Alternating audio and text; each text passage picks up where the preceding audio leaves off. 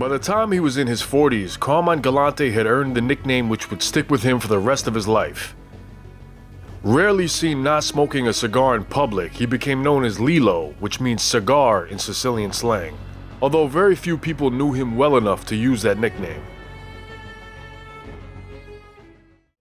In the early 1950s, Galante had succeeded Frank Garofalo as underboss of the Bonanno family. During his trips to Canada, he became acquainted with a Ukrainian-Canadian gangster named Frank Petrula.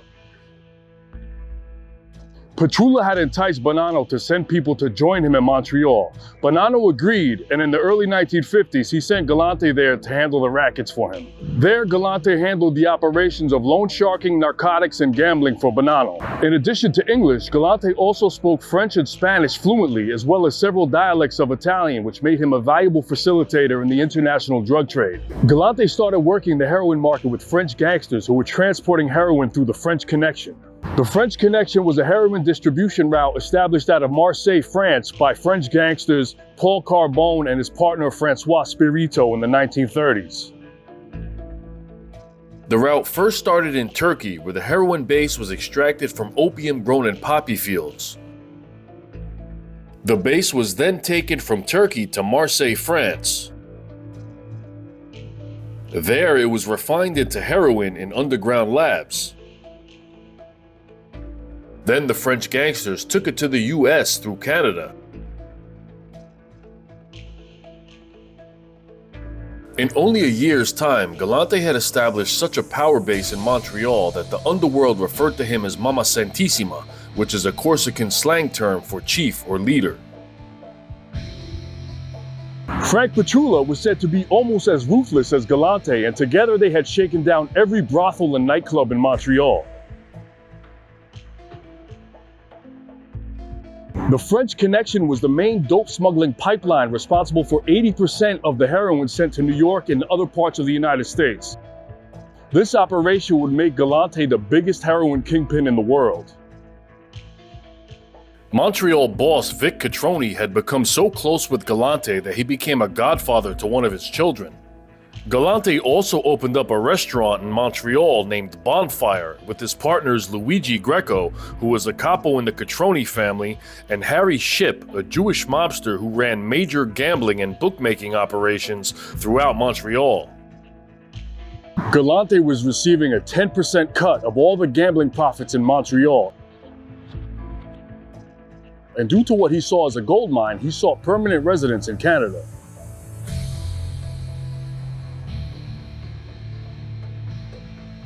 Regarding Galante, Adrian Humphreys wrote in his book The Enforcer that he was, quote, a very motivated and motivating man, and his organizing drive in Montreal was alarmingly thorough. In 1954, Petrula had his home raided by authorities, and there they found loads of information written in a notebook about bribes to journalists and other officials. Not long after this, Petrula disappeared and was never seen again. He was presumably killed due to his sloppiness and out of the fear that he may cooperate with authorities. Canadian authorities also caught up with Galante, and in April of 1956 he was set to be deported from Canada, but before that could take place he left on his own volition. Having to leave Canada was quite upsetting to Galante, as he admired the elegance of Montreal and was fond of the French culture. For the rest of his life he had an affinity for anything French. He frequented French cafes and restaurants and wore Cartier watches. Since Galante wasn't officially exiled from Canada, he was able to make frequent trips back to Montreal to manage his heroin pipeline, using his restaurant as a front to enter the country on business matters.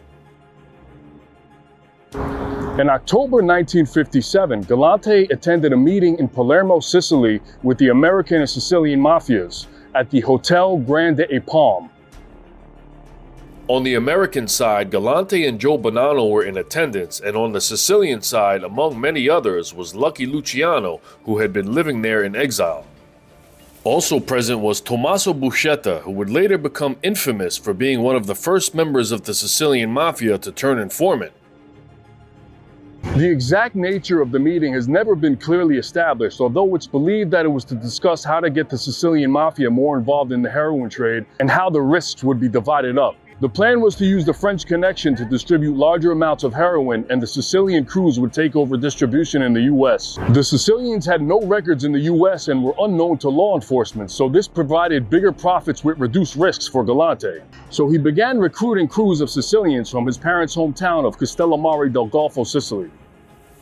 It's also believed that the meeting involved discussing the killing of the ruthless and brazen boss of the Anastasia family, Albert Anastasia. By now, the FBI's rival agency, the FBN, the Federal Bureau of Narcotics, was running a major investigation into the mob's narcotics activity. And while they had only a fraction of the manpower that the FBI had, they were much more effective at drug-related convictions. In November 1957, Galante attended the historic clandestine meeting of all the important mob figures from around the country in Appalachian, New York, at the 53-acre estate of Joseph the Barber Barbara. All the mob bosses from around the country, including their advisors and bodyguards totaling almost 100 men, gathered at Barbara's estate in Appalachian. Just a few of the major names in attendance at this meeting included Carlo Gambino, Paul Castellano, Vito Genovese, and Russell Buffalino. Vito Genovese called for this summit to discuss various different topics, such as leadership changes, including introducing himself as the boss of the new family which would bear his name, as well as all of the family's illegal rackets. Boss Albert Anastasia had been killed 2 months earlier, and one purpose of the meeting was to discuss how all the illegal operations he once controlled would be divided amongst the families. However, a local policeman noticed an unusual amount of out-of-state plates gathering in the town, and when he ran some of the plates, he noticed they belonged to known mobsters. Soon thereafter, the police raided the Barbara estate, and many of the mobsters took off fleeing into the woods behind Barbara's house. Carmine Galante was one of those men who escaped.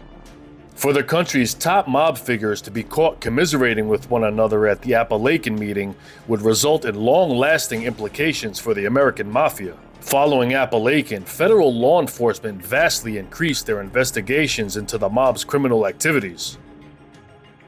20 of those who attended the Appalachian meeting were charged with obstruction of justice and found guilty. They were fined $10,000 and sentenced to 3 to 5 years in prison. However, a year later, the convictions were overturned on appeal. The FBN's investigation had determined that many mobsters were in violation of federal narcotics laws. Galante was found to be in violation, and a dozen other defendants were named with him, including Vito Genovese, John Ormento, who was a capo in the Lucchese family, Bonanno capo Natal Joe Diamond Evola, as well as Vincent the Chin Gigante, who would later become a powerful boss of the Genovese family. A large part of their undoing came from a Puerto Rican drug dealer from Harlem named Nelson Cantalops. Cantalops had been arrested for drug dealing and became informant to get out of a 5-year prison sentence. Cantalops was a drug courier for the Genovese family and delivered drugs all over the country for them. He had been introduced to several narcotics dealers in the mob families, including Galante, as well as the Palazzano brothers, Carmine and Ralph. Instead of surrendering to authorities, Galante went on the lam and laid low in South Jersey on Pelican Island at a home owned by a Teamsters official named Gary Muscatello. The FBN received a tip that Galante was living there under the name Samuel Costa, and in June 1959 he was arrested in New Jersey, but later released on $100,000 bail.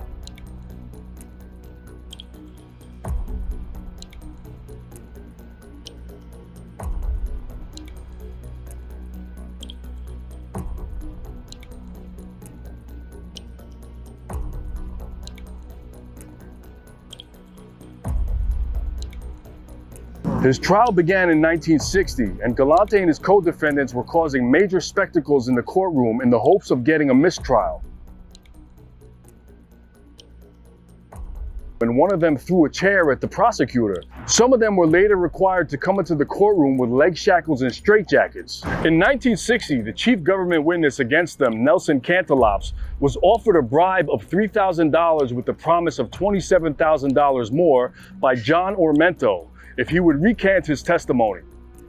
Cantelops agreed, and in the presence of his lawyers and a notary public, he claimed that his testimony against Genovese and the other mobsters was false. However, Cantelops would soon recant his own recantation out of the fear that the mob would kill him after he recanted his testimony because they didn't want to have to pay him the remaining $27,000. There's also a theory that Cantelops was part of an elaborate frame-up by the other families who wanted Genovese out of the picture. On the eve of jury deliberation, the jury foreman, a 68-year-old man named Harry Appel, just so happened to take a fall in an abandoned building and suffered a broken back and other serious injuries. With this sudden development, as well as all the other antics they put forth, their efforts succeeded and a mistrial was declared.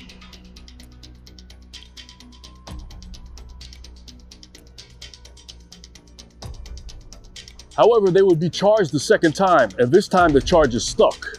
In 1962, Galante, John Armento, Vito Genovese, and over a dozen other defendants were found guilty of narcotics violations.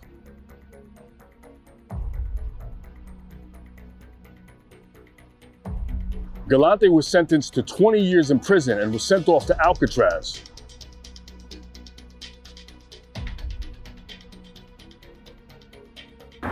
Galante was eventually transferred from Alcatraz to Lewisburg Penitentiary in Pennsylvania, where he had more than his share of perks.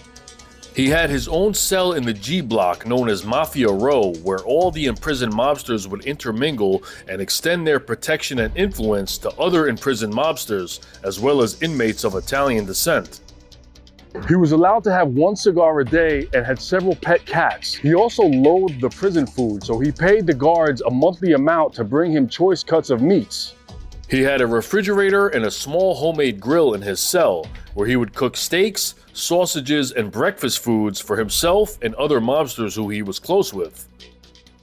A 28-year-old John Gotti was sent to Lewisburg after he was convicted of cargo heists at JFK Airport. There, Gotti encountered Galante and complained to him about him not sharing his perks with mobsters from other families, and he demanded that he share them. Gotti's boldness impressed Galante, and he sought to recruit him into the Bonanno family until he found out that he belonged to Agnello Della Croce, his rival from the Gambinos. Galante was keen on physical fitness and spent hours every week working out, and was also an avid handball player. While short in stature, he was very strong and packed a powerful punch after years of working the heavy bag in the basement of his Brooklyn home. Galante loved to read and was known to quote French philosopher Descartes as well as Plato and St. Augustine. He also enjoyed corresponding with family members from prison and sent them greeting cards on all holidays. The inmates said that Galante ran the prison like a health farm, and the authorities said that he ran the prison like an assistant warden. It was there that he also developed a lifelong interest and pleasure in growing plants and vegetables. Also locked up with him at Lewisburg was Teamsters Union President Jimmy Hoffa, who he became close friends with. Galante was later transferred to the federal lockup in Atlanta, Georgia, where he would finish out his sentence. And there he also had his share of perks and advantages. While in Atlanta, an acquaintance at the federal lockup with him spoke about Galante's perverse character. If he was walking with one person, you'd learn not to join him as the third. He'd pick a fight with the third person and force the second to become his ally. On July 4th, 1965, the informant who put away Genovese and all the other mobsters, Nelson Cantelops, was stabbed to death in the Bronx. His murder remains unsolved.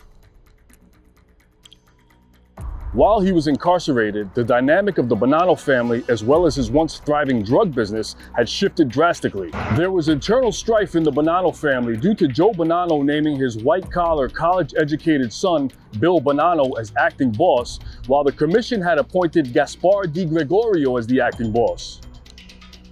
This split in the Bonanno family caused an internal war, which became known as the Bonanno Wars, and Bonanno members were being killed left and right. One of those killed was Galante's old associate going back to the 1930s, Michael Consolo. Joe Bonanno was forced into retirement and moved to Arizona as the family descended into chaos, and the family was struggling to reestablish order. With all this time he had to himself in jail, Galante was plotting his major comeback when he was released from prison, which included becoming head of the Bonanno family and reclaiming his drug business. In 1972, the ringleaders of the French Connection were busted. It began on January 4th, 1972, when agents from the French and American authorities seized 110 pounds of heroin at the Paris airport.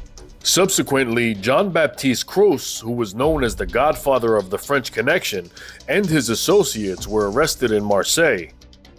Croce was put away for 18 years. In January 1974, Galante was released from Atlanta Federal Prison for good behavior after serving 12 years of a 20-year sentence. While he was locked up, Philip Rusty Rastelli became boss of the Bonanno family. However, this was merely an inconvenience for Galante, as he felt that he was the rightful heir to the title of Boss of the Bonannos. While Galante was incarcerated, his despised enemy, Frank Costello, the former acting boss of the Luciano family, had died of natural causes, and he lamented that he was unable to kill him himself. So to gain some semblance of revenge, just a day after his release on January 25, 1974, Galante ordered Frank Costello's tomb at St. Michael's Cemetery in Queens to be firebombed, and the doors of his mausoleum were blown off, although the remains were unscathed.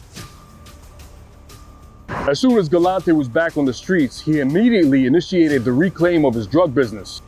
Galante had reconnected with his narcotics contacts in Canada and Sicily and began re-establishing distributors around the country. He was plotting to take out all of his drug rivals in the Genovese and Gambino families. He was also aiming to eliminate the black and Hispanic drug dealers in Harlem. The black drug dealers had established direct links with Southeast Asian heroin suppliers, and Galante was looking to eliminate 12 traffickers in Harlem. However, this plan was thwarted when he reached an agreement with Harlem Kingpin Nicky Barnes. Galante was intent on gaining leadership of the Bonanno family, even though Rusty Rastelli was appointed boss by the heads of the 5 families known as the Commission. Rastelli was resisting Galante's attempts to gain his title, but that changed the day Rastelli's stepson, James Fernandez, was shot dead in broad daylight outside of his clothing store in Williamsburg, Brooklyn. Rastelli apparently got the message and reluctantly ceded his position to Galante. At the time, the Bonanno street boss, a man named Peter Licata, had expressed concern about the impact of drug dealing on the community. Upon hearing this, Galante sent hitmen to Licata's home and he was killed. The message was loud and clear. Anyone who even slightly resists the business he waited 12 years to reclaim would be eliminated. Licata was immediately replaced as street boss by Sicilian Salvatore Catalano. In 1976, Carlo Gambino died and Rusty Rastelli was sent back to prison. This was just the opportunity that Galante had been waiting for. He had already proclaimed himself as the boss of the Bonanno family, but had higher aspirations of becoming the boss of bosses, and he was going to take out anyone who stood in his way.